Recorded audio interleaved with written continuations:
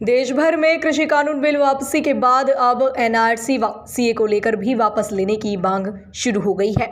दरअसल पूरा मामला जिला अलीगढ़ के अलीगढ़ मुस्लिम विश्वविद्यालय का है, जहां पर एएमयू छात्रों के द्वारा सर सैयद डे प्रोग्राम का आयोजन बड़े ही धूमधाम के साथ आयोजित किया गया, जिसमें समाजवादी पार्टी के युवजन सभा के राष्ट्रीय अध्यक्ष व एएमयू के छात्र नेता मोहम्मद फहद को मुख्य अतिथि के रूप में बुलाया गया। इस दौरान एएमयू के पूर्व छात्र नेता व मौजूदा सपा के राष्ट्रीय अध्यक्ष के द्वारा जानकारी देते हुए बताया गया कि मौजूदा सरकार चारों तरफ से बुरी तरह से घिर चुकी है। महंगाई के बाद आम जनता पर तमाम तरह के बिल जबरदस्ती से थोपे जा रहे हैं। उन्होंने कहा कि जिस तरह से किसान बिल वापस किया गया है, ठीक उसी तरह से सरकार को एनआरसी के बिल को भी वापस लेना चाहिए, अन्यथा की स्थिति में एक बार फिर विरोध प्रदर्शन शुरू किए जाएंगे। जो बिल आम जनता को मंजूर नहीं है, उस बिल को देश में लाने से क्या फायदा। आपको बता दें, अलीगढ़ मुस्लिम विश्वविद्यालय में सर सैयद डे कार्यक्रम का आयोजन बड़े ही धूमधाम के साथ मनाया गया।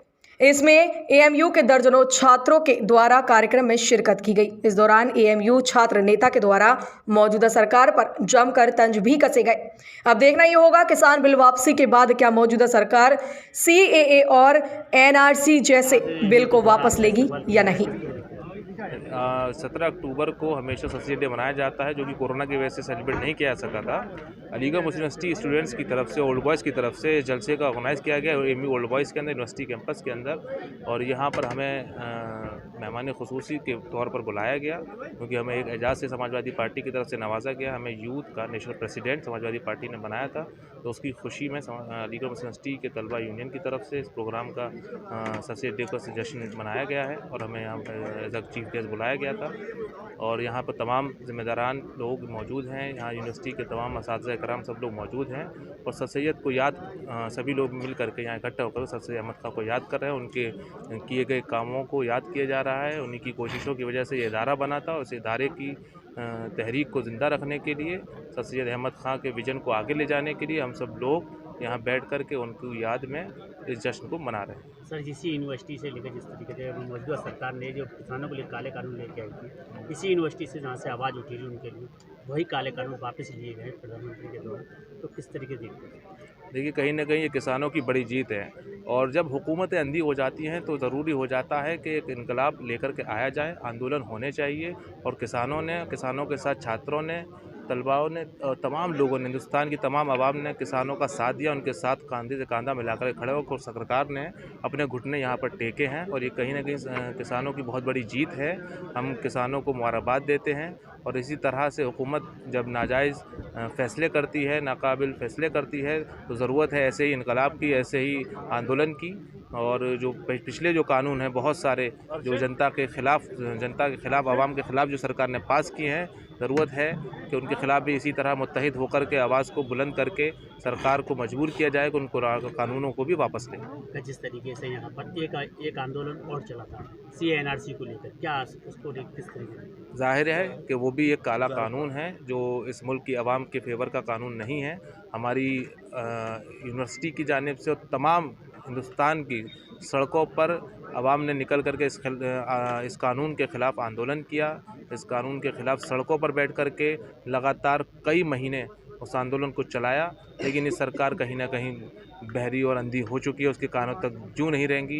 कोरोना की वजह से उस आंदोलन को ख़त्म करना पड़ गया था, लेकिन अगर इसको एनआरसी को दोबारा से लागू किया जाएगा तो दोबारा उसके खिलाफ़ एक बड़ा आंदोलन इस सरकार के खिलाफ़ किया जाएगा। जिस तरीके से आपको यहाँ वेलकम किया गया, वहीं कुछ छात्रों के द्वारा समाजवादी का विरोध भी किया गया। देखिए, एक बड़ा तालीमी इदारा है और तकरीबन 35,000 की यहाँ पर तलबा की तादाद है और उन 35,000 में 10-20 लोग ऐसे भी हैं जिनका अपने एक अलग सोच है, अपनी एक अलग आइडियोलॉजी है और लोकतंत्र है, सबकी अपनी सोच है। यहाँ बड़ी तादाद में लोग सोशलिस्ट हैं जो हिंदू मुस्लिम भाईचारे की बात करते हैं, जो सेकुलरिज़म को मानते हैं और वो सेकुलर तंजीमों के साथ जुड़े हुए हैं।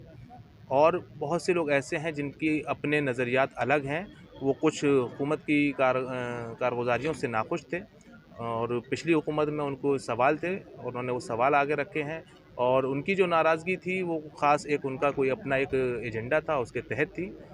उसको कहा गया, उन्होंने उसके सामने बात अपनी क्या उनकी रखी है। नाराज़गी दूर की जाएगी अगर मौजूदा सरकार सत्ता में आती है तो? बिल्कुल, सर अलीगढ़ मुस्लिम यूनिवर्सिटी का ख़्याल इस देश के ताल्लुक से बहुत ज़्यादा अहम है और तमाम हुकूमत इसको नज़रअंदाज करके नहीं चल सकती। जिस तरह से मौजूदा हुकूमत कर रही है तो उसको इसका विरोध भी देखने को मिल रहा है। आने वाले वक्त में समाजवादी पार्टी अगर सरकार आएगी तो अलीगढ़ मुस्लिम यूनिवर्सिटी के लिए बड़े काम आपको देखने को मिलेंगे। जिस तरीके उन्होंने 18% की मांग की थी, उनके समाजवादी के दौर छल किया गया। क्या उनको वो दोबारा जिस तरीके कह रहे हैं तो उन्हें वो चीज़ें मिलेगी दोबारा?